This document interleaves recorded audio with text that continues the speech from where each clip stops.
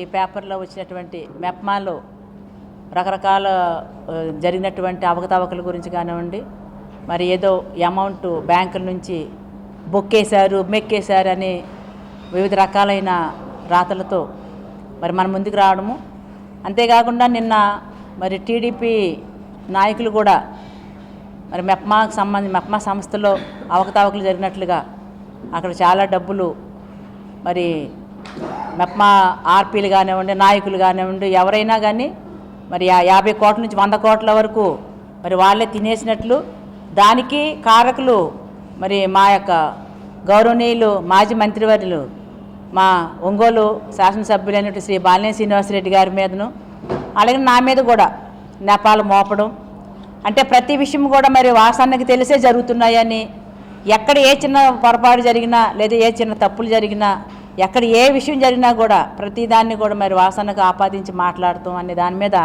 దాన్ని ఖండిస్తూ మరి యొక్క ప్రెస్ మీట్ని ఏర్పాటు చేయడం జరిగింది. మెప్మా గ్రూప్లో మనకు తెలుసు, దాదాపుగా మన ఒంగోలు నగరంలో 4500 గ్రూప్స్ ఉన్నాయి. 45,000 మంది సభ్యులు ఉన్నారు. ప్రతిసారి కూడా మెప్మాలో వాళ్ళకి గ్రూపుల వారీగా అంటే 10 మంది ఒక గ్రూప్కి ఉంటే వాళ్ళు రుణాలు తీసుకోవడం జరుగుతుంది బ్యాంకుల నుంచి. అలాగా ఆ బ్యాంకులు ఏంటంటే దాదాపుగా HDFC bank, Canara bank, union bank, PDCC bank, ఈ బ్యాంకులో అయితే వాళ్ళు రుణాలు తీసుకుంటూ జరుగుతుంది. మళ్ళీ తిరిగి వాళ్ళు కట్టేస్తారు. ఒక్కొక్కసారి 2 లక్షలు, ఒక్కొక్క గ్రూప్కి 2 లక్షల నుంచి 20 లక్షల వరకు కూడా గ్రూప్కి నుంచి రుణాలు తీసుకోవడం జరుగుతుంది. ప్రతిసారి కూడా వాళ్ళు కట్టడము జరుగుతుంది. అయితే ఈసారి కొన్ని బ్యాంకుల నుంచి అంటే హెచ్డిఎఫ్సి కానివ్వండి, కెనరా బ్యాంక్ కానివ్వండి, యూనియన్ బ్యాంక్ కానివ్వండి, పీడీసీసీ బ్యాంక్ వాళ్ళు మరి మెప్మా పీడీ గారికి చాలా రోజులుగా అంటే దాదాపుగా ఈ రుణాలు అనేది 2022లో తీసుకున్నవి, 23లో కూడా కాదు, 2022 ఆగస్టులో కానివ్వండి, సెప్టెంబర్లో కానీ, నేను ఇప్పుడు అన్నీ చెక్ చేస్తే ఆగస్టులో, సెప్టెంబర్, అక్టోబర్ నెలలో ఒక్కొక్కరు కూడా 20 లక్షలు, గ్రూప్కి 20 లక్షలు చెప్పున తీసుకోవడం జరిగింది. ఆ రకంగా హెచ్డిఎఫ్సిలో ఒక 18 గ్రూపులు తీసుకున్నారు, కెనరా బ్యాంకులో అయితే ఒక 6 గ్రూపులు, అలాగే యూనియన్ బ్యాంకులో అయితే ఒక 9, అలాగే పీడీసీసీ బ్యాంకులో కూడా ఒక 16 గ్రూపుల వరకు వాళ్ళు తీసుకోవడం జరిగింది. అయితే వాళ్ళు 2 సంవత్సరాలు అయినా కూడా కట్టడం లేదని చెప్పి మరి పీడీ గారికి లెటర్ పెట్టడం జరిగింది. దానికన్నీ వారు వెరిఫికేషన్ చేస్తున్నారు. అంటే ఇది ఎందుకు కట్టడం లేదు అని ఈరోజు నేను అడిగితే, ఇది మెప్మా గ్రూపులు వేరు, దానితో అది కాకుండా జేఎల్ గ్రూప్స్ అంట, అంటే జేఎల్ అంటే జాయింట్ లయబిలిటీ గ్రూప్స్ అంట, అవి అంటే మెప్మాకు సంబంధం లేకుండా ఈ గ్రూప్లో వాళ్ళే మళ్ళీ పైకి ఇంకో గ్రూప్గా ఏర్పడి విడిగా కూడా మరి రుణాలు తీసుకునే అవకాశం ఉంది అని చెప్పేసి ఇప్పుడు నాకు పీడీ గారు చెప్పడం జరిగింది. సరే, ఈ గ్రూప్లో కొంతమంది ఆర్పీల పేర్లు కూడా వచ్చినాయి. ఏమంటే ఏబి సుజాత కానీ, కృష్ణవేణి అంట, పి సుజాత అంట, వి ఝాన్సీ రాణి, అలాగనే వాసవి, వీళ్ళు ఆర్పీలు ఉన్నారు. ఇంకా సిఓలు ఉన్నారు, సిఎంఎం కొండయ్య ఉన్నారు. వీళ్ళందరూ సంతకాలతోటి అక్కడ వాళ్ళకి రుణాలు ఇవ్వడం జరిగింది. రుణాలు ఇచ్చేది బ్యాంక్ మేనేజర్లు, బ్యాంక్ అధికారులు, తీసుకుండేది గ్రూప్ మెంబర్స్. మరి అయితే వాళ్ళంతా మెప్మాలో ఉన్నారు కాబట్టి మెప్మా సభ్యులే. మరి వాళ్ళు బ్యాంకు వాళ్ళు ఇచ్చేటప్పుడు, రుణాలు ఇచ్చేటప్పుడు అన్ని వెరిఫికేషన్ చేసి ఇవ్వరా?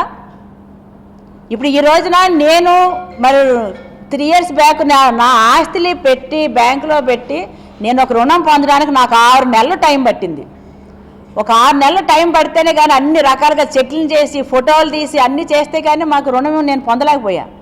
మరి అలాగనా నేను ఒక 40 లక్షల రూపాయలు లోన్ తీసుకోవడానికి నాకు 6 నెలలు టైం పడితే, మరి ఈరోజు మరి ఇన్ని కోట్ల రూపాయలు రుణాలు ఇస్తూ బ్యాంక్ మేనేజర్లు కానివ్వండి, అలాగే బ్యాంక్ అధికారులు కానివ్వండి, ఏ రకమైన మరి లావాదేవీలు ఏ ఉద్దేశంతో మరి వాళ్ళకి ఇచ్చారో మరి నిన్న మనకి టీడీపీ నాయకుడు చెప్తున్నాడు, బ్యాంకు వాళ్ళు అమాయకులు, తీసుకున్న వాళ్ళ అమాయకులు, వాసు గారు మాత్రమే తెలివైన వారంట. అసలు ఏం మాట్లాడుతున్నారు? అంటే వాళ్ళు ఏ రకంగానూ కూడా తెలియకుండానే ఇచ్చారా? వాళ్ళకి ఏ రకమైన లావాదేవీలు తెలియకుండానే ఇచ్చారా?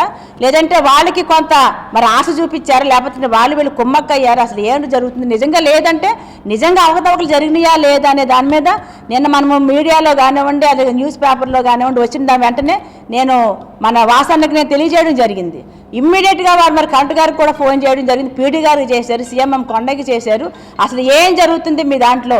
మీరందరూ చేసిన అవకతవకలకి నన్ను బలి చేస్తున్నారు ఏందని ఆయన గట్టిగా వార్నింగ్ ఇవ్వడం కూడా జరిగింది. తద్వారా మరి కలెక్టర్ గారికి తెలిసి ఇమ్మీడియట్గా మరి సిట్ వేయమని చెప్పేసి వీళ్ళు అడగడం జరిగింది. దేనికైనా సరే రెడీ. ఎందుకంటే అది మెప్మా అనేది మన నగరపాలక సంస్థల్లో ఒక భాగం కాబట్టి నేను కూడా దానికి బాధ్యురాలిని కాబట్టి నేను దానికోసమని ఈ రోజున మరి ఆ పీడీని కానివ్వండి సీఎం కొండని కానీ పిలిపించి దాని యొక్క వివరాలను కూడా సేకరించడం జరిగింది. ఎక్కడ ఏం జరిగినా కూడా నాయకుల్ని కార్యకర్తలను అందరూ ఇన్వాల్వ్ చేస్తారు. అంటే ఇక కార్యకర్తలు నాయకులు తప్ప మామూలు మనుషులు కాదా? అసలు నిజంగా ఈ రోజున ఏవైతే పేర్లు చెప్పారు ఈ పేర్లు చెప్పిన ఆర్పీలు అందరూ టీడీపీ వాళ్ళ లేకపోతే వైసీపీ వాళ్ళు ఒకసారి మరి మీరు పరిశీలించవలసిందిగా కోరుతున్నాను.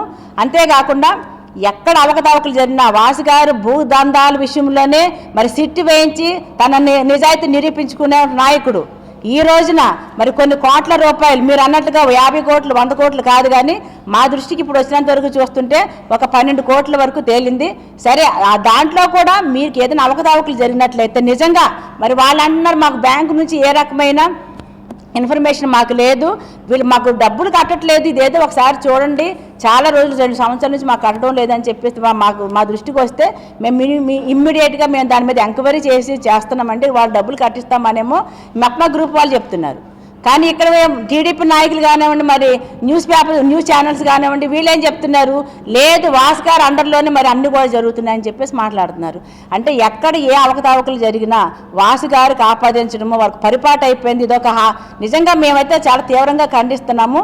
ఆయనకి ఏ పాపము తెలియకపోయినా అది ఎవరు ఎందులో ఇన్వాల్వ్ ఇప్పుడు అధికారులు కానివ్వండి అంటే ఒక సంస్థలో ఏదైనా జరిగిందంటే ఆ సంస్థ దానికి బాధ్యులు. అధికారులు ఏమనట్లేదు, బ్యాంకు వాళ్ళు ఏమనట్లేదు, తీసుకున్న వాళ్ళు ఏమనట్లేదు, మరి మధ్యలో మరి మేమేం చేశాము? ప్రతి దానికి కూడా మరి వాసు గారి పేరు ఎందుకు ఎత్తుతున్నారు? మేము దీన్ని తీవ్రంగా ఖండిస్తున్నాము. టీడీపీ నాయకులు ఇప్పుడు కానీ సరే మీరు నిజాన్ని నిగ్గు తేల్చాలి.